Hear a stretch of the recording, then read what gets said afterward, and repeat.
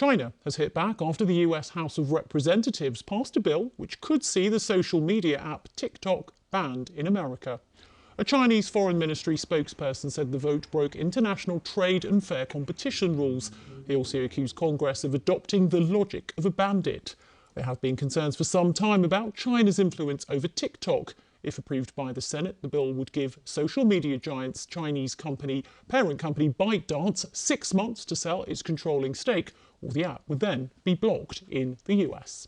This TikTok potential ban bill is going to go to the Senate, where it potentially has, if not a steeper uphill climb to get passed, at least a longer roadway to getting passed. The Senate is a body that traditionally works a lot more slowly than the House does, and we've heard from the Senate Majority Leader saying that he plans on at least taking a look at the House bill, but has not made any guarantees on whether this would get a vote in the Senate floor.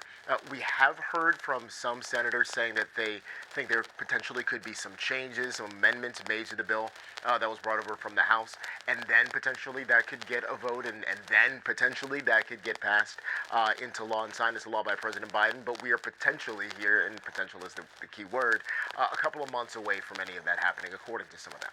And of course, we are in an election year. In many ways, this has become a bit of an election issue as well.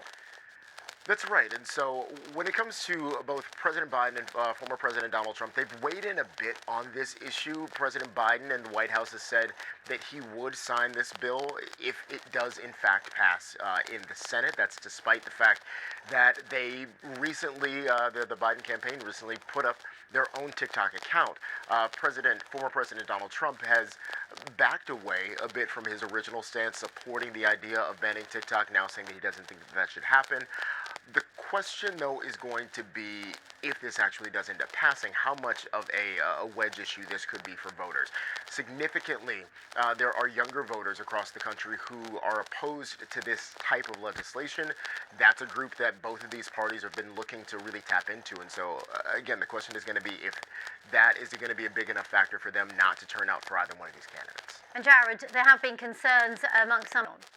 Oh, of course. Yeah, this is not just a social media site where people connect with their friends, but this is a place where people make money, whether it is promoting their own businesses or some people have businesses that exist entirely within the space of TikTok. And so that was a group that we did see protesting in front of Capitol Hill. That was a group largely that TikTok, in fact, paid, though, to go and travel to Capitol Hill to do that protest ahead of yesterday's vote, an effort by them to try and sway lawmakers, an effort that did not work.